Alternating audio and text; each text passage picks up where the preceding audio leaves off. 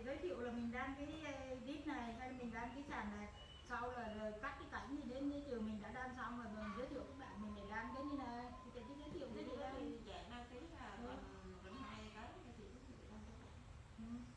là đây mới được 4 cái chị Lan cái chị Lan mua ở trên mình đánh một người gọi đi về là chặn trên ra cái cưa ngồi cưa cưa xuống chị á mà sáng mới giao em mới 1 triệu.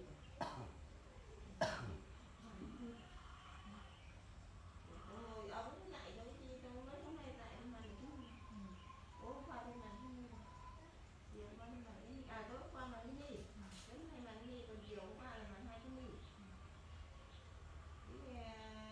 cái được 3 cái một cái chỉ là Bên Sơn cũng đi đan lát á. Biết Sơn đan những gì rồi.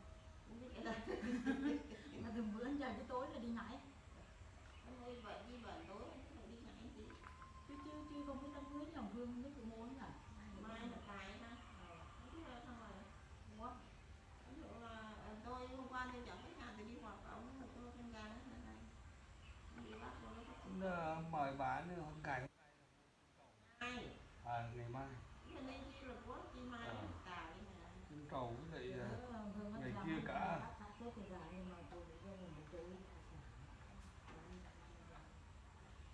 Thứ hai ông hùng nóng cũng là ra là nước. Với còn tiền điện anh cũng bố anh phải đi anh cũng đi gảy đen mặc calavat này để chạy để mặc có nghiêm chỉnh anh xuống thì người ta về hắn chi cho vô ông cái thằng Lan cái giờ thằng bệnh về cũng bệnh về mà ông thằng Lan thì ra ngoài đường này ông chi cho vô ông cũng đám cưới nhà thằng nữa điện thứ này lương nữa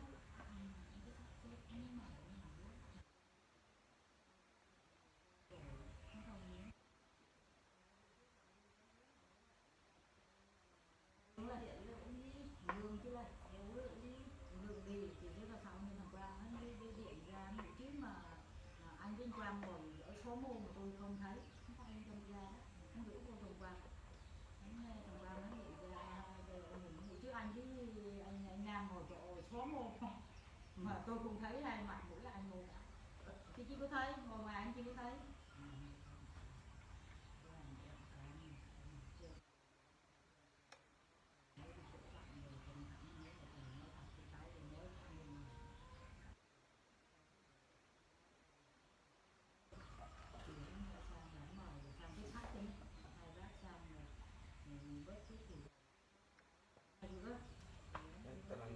lắp tay cơ cơ linh kiện các bạn.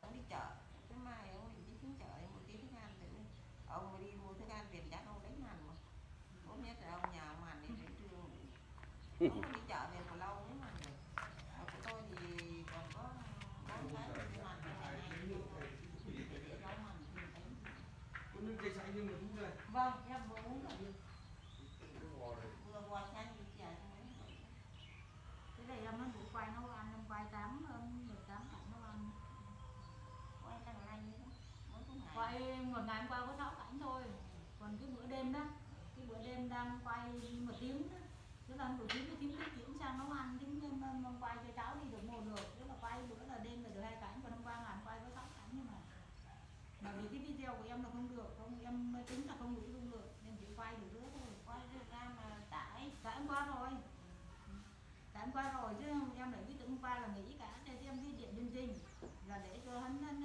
dạy cho mình cái sách cái về mình xóa cái thùng rác rồi bữa sau rồi về rồi coi như là mình dạy bữa một dặn hết nhưng mà mấy bữa từ hôm qua em tên trời em thấy là của em lẫn chứ về là dung lượng là 11,2 mà còn như mấy cái từ hồi trời là cái dung lượng có 99 đã thanh khóa hết không vì em sẽ chắc là giá hết trong nước là còn 99 nhưng mà trời chắc là đang còn nên là hắn 11,2 thế nên 11,2 coi như là chỉ quay được 1 tiếng nữa thôi đấy, chứ còn mà quay 2 tiếng không được còn nếu mà là dung lượng là 99 là em chỉ quay 14 tiếng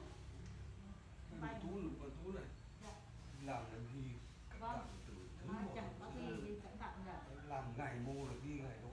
lên đây mà có làm sự việc chi. Ờ. Không có là cứ làm thước quen nhau thôi. Như đang động viên bà bố tôi phải mua ít cái hạt tuyết rồi. Ổ ốp cho cái sáng chủ cái đầu. Coi em coi cái tính cho em đi nóng chiều mà cũng nhìn đi chứ thấy. Cái đồ bánh này.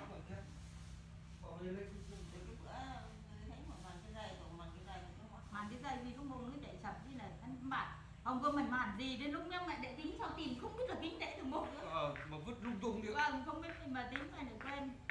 Đóng cái đầu óc. Đó là cây cá cái gì này sáng sáng mắt này. Rất là sắc thuốc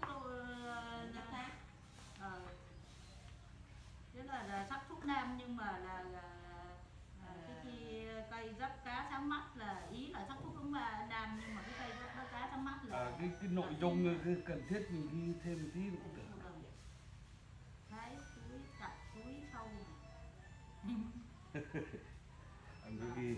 Nấu nước gội đầu. Chúng có hay quên lắm. Vâng. alo Hành rau này. ờ Toilet này. Hàng tắm.